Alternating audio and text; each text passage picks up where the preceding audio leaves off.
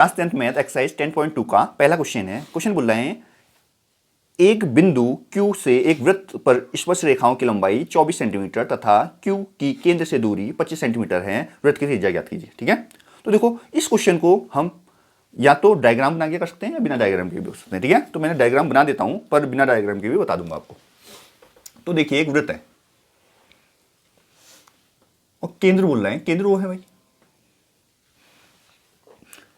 एक बिंदु Q से एक वृत्त पर स्पर्श रेखाओं की लंबाई 24 सेंटीमीटर है। ठीक है, तो देखो Q से केंद्र की दूरी 25 सेंटीमीटर है, तो एक Q बिंदु यहां पर रख लो। एक केंद्र की दूरी हो रही है बोल रहा है और स्पर्श रेखाओं की लंबाई बोल रहा है। इसका मतलब एक त्रिज्या भी होगी। फिर क्लियर है, यहां पर 90 डिग्री बनता है, आप सभी जानते हो। तो एक बिंदु Q से वृत्त पर स्पर्श रेखाओं की लंबाई 24 है, तो ये होती है ना स्पर्श रेखा। तो स्पर्श रेखा तो ये होती है ना। Q से केंद्र की दूरी 25 है, ये 25 होगी। तो त्रिज्या ज्ञात कीजिए, लगा दो पाइथागोरस थ्योरम।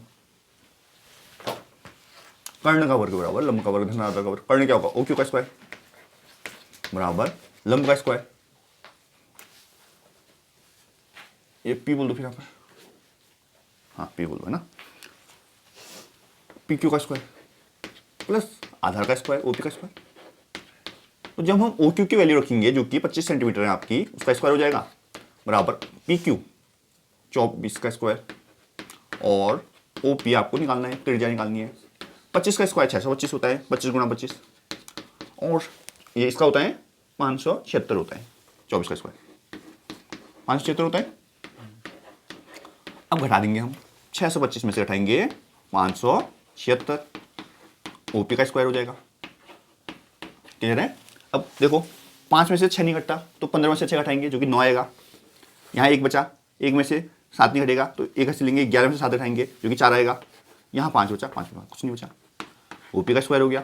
वर्ग वहाँ जाके वर्गमूल हो जाता है, तो ओपी बराबर वर्गमूल 49 हो गया। 49 आप जाते हो 7 होता है, 7 सेंटीमीटर। त्रिज्या क्या आ गई, 7 सेंटीमीटर आ गई। कोई दिक्कत।